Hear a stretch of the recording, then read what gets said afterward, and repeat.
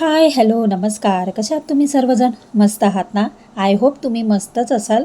तुम्हाला आजचा दिवस छान मस्त आनंदाचा आणि छान आरोग्यदायी जाऊ देत आणि तुमच्या मनातल्या सगळ्या इच्छा पूर्ण होऊ देत हीच मी ईश्वरीचरणी प्रार्थना करते आणि आपल्या व्हिडिओला सुरुवात करते. तर हा व्हिडिओ आहे तो मी गुरुवारी अपलोड केला होता ना, त्याच्या पुढचा म्हणजे कंटिन्यू त्याच दिवशीचा व्हिडिओ आहे.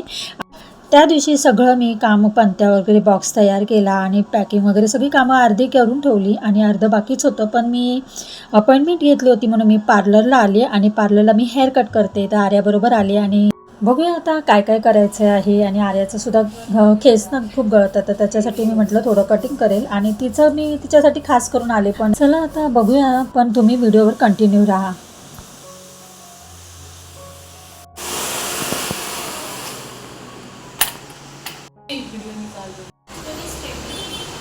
बघा मी छान असं हेअर कटिंग केलं आहे. लेअर कटिंग केलं, लेअर कट कसं दिसतोय मला नक्की कमेंटमध्ये सांगा. तुम्हाला पूर्ण डीपली छान मी दाखवते.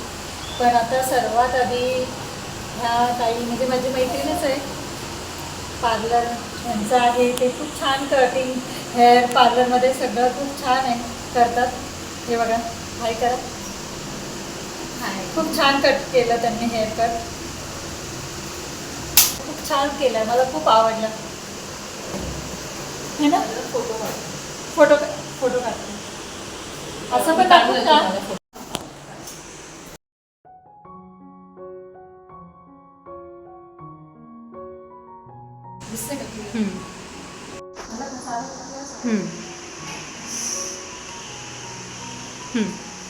आणि असं पण काढते परत. एकदा पार्लरमध्ये गेलं ना असं वाटतं की हे करावं ते करावं. आणि इथे छान ऑफर ठेवल्या होत्या त्यांनी आणि खूप छान आहे. इथे खारघरमध्ये जर जवळपास कोणी राहत असेल ना तर तुम्ही नक्कीच जावा ह्या पार्लरमध्ये, खूप छान आहे. दोघींचीच हेअर कट करायला भरपूर वेळ गेला आणि त्याच्या मी आता आलेले आहे घरी आणि तुम्हाला मी दाखवलेच माझे खूप छान हेअर कटिंग केलेत आणि खूप सुंदर, खरंच खूप आवडले मला. लेअर कट केला आणि मला तो करायचाच होता. मी कधी पण स्ट्रेट कट किंवा नुसतीच आपली थोडीशीच केस कटिंग करत असते, हेअर कट करत असते, कारण आपली ग्रोथ होत असते आणि एकाला दोन असे येत असतात ना, त्याच्यामुळे मग करावं लागतं. तर थोडीशी आपली हेअर कटिंग मी खालून करत असते, तर त्याच्यामुळे आपली ग्रोथ पण छान होते. आणि आज फायनली खूप दिवसांनी आज लेअर कट केला आणि खूप छान झालंय, मनासारखं झालं आणि तुम्हाला मी दाखवलं सुद्धा. तर हे बघा, खूप छान आहे, मला खूप आवडला. आणि आर्याचे सुद्धा थोडेसे यू कट केला, आर्याने कटिंग केलं. आम्ही दोघांनी सुद्धा पार्लरमध्ये जाऊन खूप छान मनासारखं आज जरा मी टाईम म्हणजे स्वतःसाठी टाईम दिला, टाईम स्पेंड केला आणि फायनली छान आता आम्हाला पाहिजे तसं लुक पण मिळालाय मला. आणि बघू शकताय तिथे पण तुम्हाला मी दाखवलं, पण आता पण दाखवते. तर चला, खूप दिवस माझं हे करायचंच होतं मला, तर आता ते झालंच आहे. चला आता चहा वगैरे घेते आणि बाकी सगळी कामं आटपून घेते. चला, चहा वगैरे घेतला आणि थोडीफार आहे ना वरती ना सगळे कपडे इकडे तिकडे पडले होते, साड्यांच्या पिशव्या वगैरे होत्या, दिवाळीची कपडे होती ती सगळी भरून ठेवली, कपाटामध्ये जागा केली, शूटकेसमध्ये जागा करून ठेवते. कपाटामध्ये एवढ्या कपडे ठेवले पण त्याच्यात अजिबात जागा पुरत नाही आणि आमच्या दोघींची जास्त करून कपडे आहेत, तरी सुद्धा कपडे कमीच आहेत. तर ह्या कपडे ह्याच्यामध्ये ठेवण्याचा प्रयत्न करते, कारण या इथे दोन्ही सूटकेस ठेवलेले आहेत ना, सूटकेसमध्ये पूर्ण भरलेले, जागा जरा सुद्धा नाही. तर मी कपाटातले अर्धी कपडे कमी केलेत आणि ह्याच्यामध्ये भरते मी. पहिला बघू, आता भरपूर पसारा आहे आणि किती पण आपण व्यवस्थित ठेवलं ना तरी पण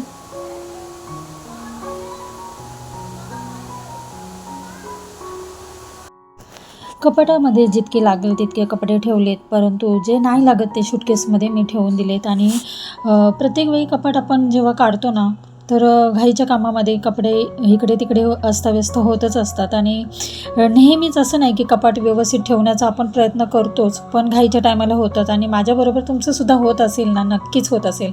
तर ह्या गडबडीच्या कामामध्ये आपण कितीही व्यवस्थित ठेवलं ना, तर असंच होत असतं. आता मी सगळे कपडे व्यवस्थित पुन्हा ठेवून देते. जे आपल्याला आता नाही लागणार आहे तर ते कपडे मी असे सूटकेसमध्ये भरून ठेवलेत. आणि जे लागणार आहेत ते कपाटावर वरच्यावर आपल्याला भेटतील. आणि सहजासहजी हाताला लागतील असंच मी कपडे ठेवत असते. तर चला, हा पटकन पसारा मी आवरून घेते.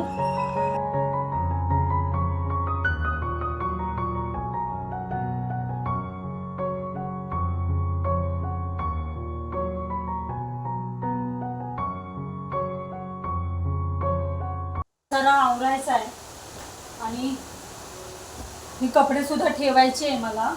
सूटकेस भरलेले आहे आणि अर्धे अधिक इथे कपडे काढलेले ते कपाटामध्ये अजून मला सेट करायचे आहे. तर बापरे, किती हा पसारा आहे.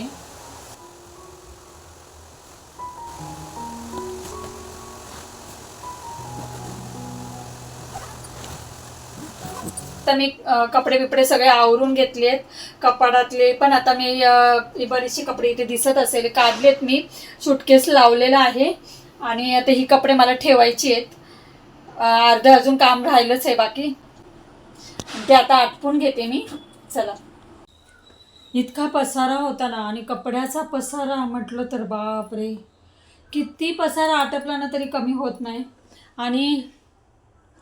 आणि मेन म्हणजे दिवाळीचं तर सगळं ठेवून दिलं व्यवस्थित. आणि जे काही लागेल ते मी वरतीच ठेवलं. बघितले तुम्ही असेल की मी बॉक्स वगैरे सगळं व्यवस्थित ठेवून दिलं. छान अशी पॅकिंग केली आहे. आणि जेणेकरून सगळं काही व्यवस्थित पाहिजे तेव्हा भेटू शकतं.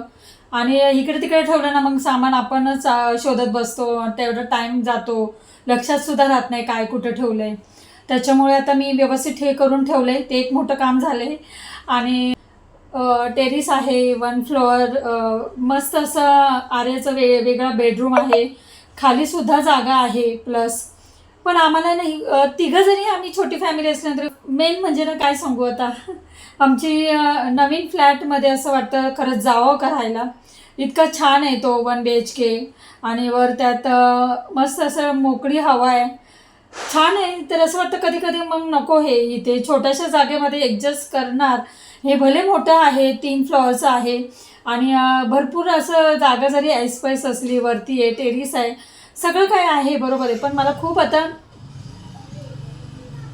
मेन म्हणजे ना खूप जागा शॉर्ट वाटते. आणि पसारा काही कमी होत नाही. त्यासाठी असं वाटतं ना मोठं घर असावं. आणि आमचं मोठं रूम अजून आहे 1 BHK, जो की नवीन असं वाटतं की नवीन आता आपल्या फ्लॅटवर जावं का राहिलं. इतका कंटाळा आलेला आहे ना, खरंच असं वाटतं तर बस झालं. खूप ॲडजस्टमेंट करून करून कंटाळा आला आहे. किती म्हणजे ॲडजस्टमेंट सगळ्या गोष्टीत करावी लागते. आणि खरंच आपल्या सगळ्यांना करावीच लागते. छोट्या मोठ्या गोष्टीमध्ये ॲडजस्टमेंट हीच मोठी गोष्ट आहे. आणि समाधान ही गोष्ट मोठी आहे. पण तरीसुद्धा असं वाटतं की आपल्या नवीन घरामध्ये फ्लॅटमध्ये जावं का राहायला, हा एक प्रश्न सारखाच पडत राहतो मला. जेव्हा जेव्हा काम पडतं, जेव्हा जेव्हा जागा खूप शॉर्ट वाटते.